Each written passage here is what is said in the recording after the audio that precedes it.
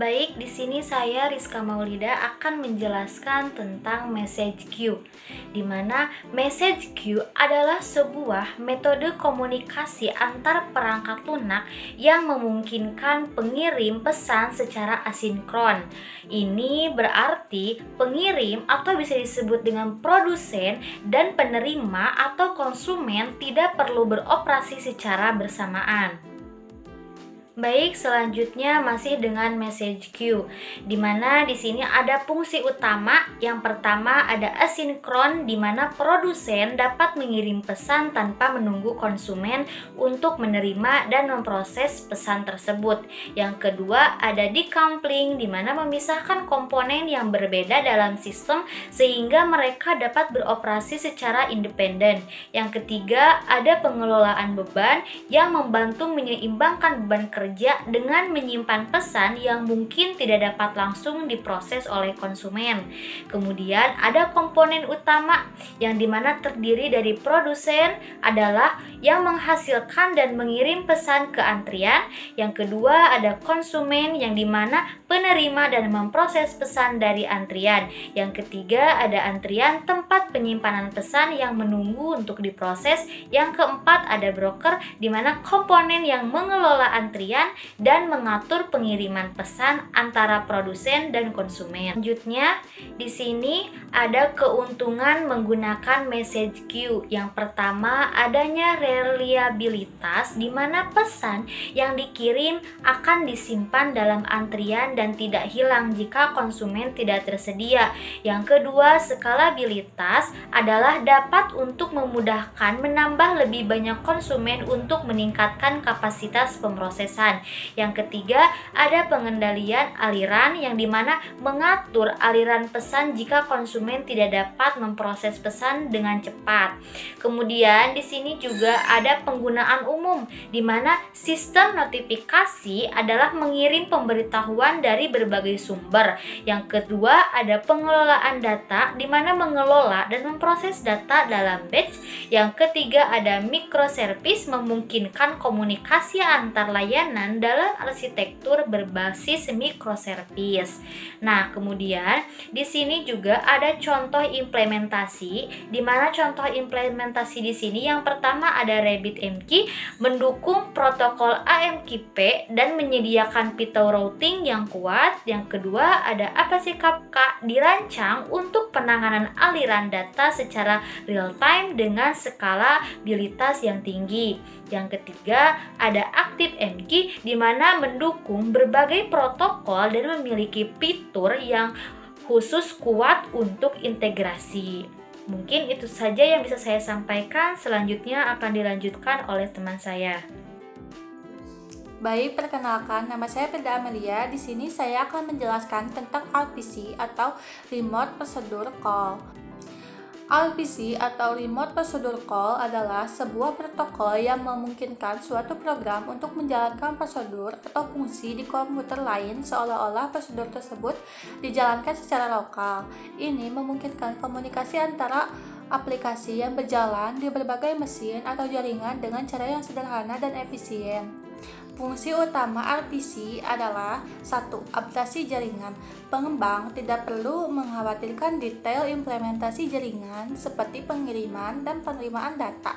2. Komunikasi yang sinkron. Meskipun sering digunakan dalam konteks sinkron, beberapa implementasi mendukung panggilan sinkron. Keuntungan RPC sebagai berikut. 1. Sederhana, memudahkan komunikasi antar aplikasi dengan cara yang mirip dengan pemanggilan fungsi lokal. 2. Interoperabilitas. RPC dapat digunakan di berbagai platform dan bahasa pemrograman. 3. Dukungan beragam protokol. Banyak implementasi RPC yang mendukung berbagai protokol seperti HTTP, TCP, atau gRPC. Komponen utama RPC adalah 1. Klien. Klien adalah aplikasi atau komponen yang mengirim permintaan ke server untuk menjalankan fungsi tertentu. 2. 2. Server. Server adalah aplikasi atau komponen yang menerima permintaan dari klien dan mengeksekusi fungsi yang diminta. 3. Stub. Stub adalah kode yang bertindak sebagai penghubung antara klien dan server, mengelola detail pengiriman data dan penerimaan hasil. Baik, di sini saya Silvi Widyasari akan melanjutkan materi tentang RabbitMQ. RabbitMQ adalah platform perangkat lunak open source yang berbasis pada protokol pesan terbuka Advanced Message Queuing Protocol (AMQP). Fungsi RabbitMQ adalah yang pertama, antrian pesan. RabbitMQ memungkinkan aplikasi untuk mengirim pesan ke dalam antrian yang kemudian dapat diambil oleh aplikasi lain untuk diproses. Yang kedua yaitu publisher dan subscriber.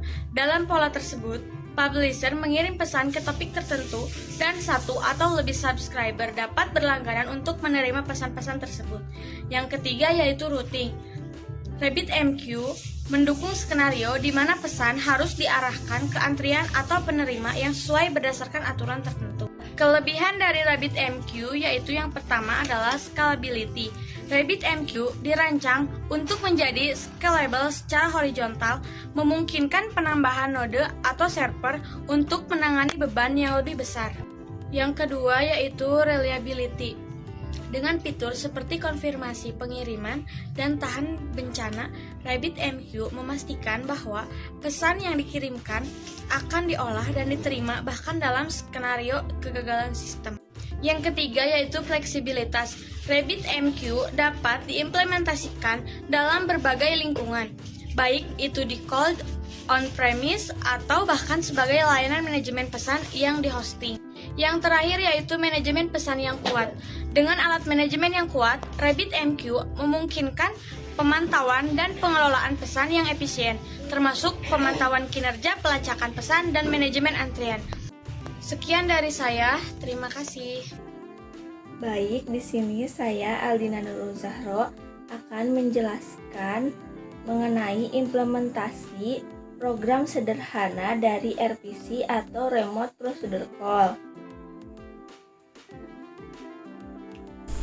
Berikut adalah contoh sederhana dari implementasi Remote Procedure Call atau RPC menggunakan Python dan library XML RPC bawaan.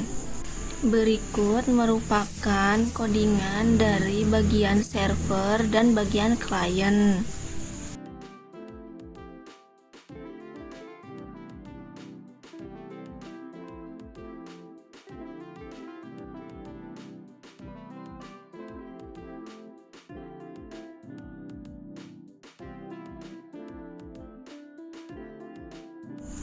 Cara kerja dari bagian server dan klien yaitu bagian server menjalankan simple XML RPC server yang mendengarkan pada port 8080 dan server menyediakan dua fungsi, yaitu fungsi upload file untuk mengunggah file dan download file untuk mengunduh file.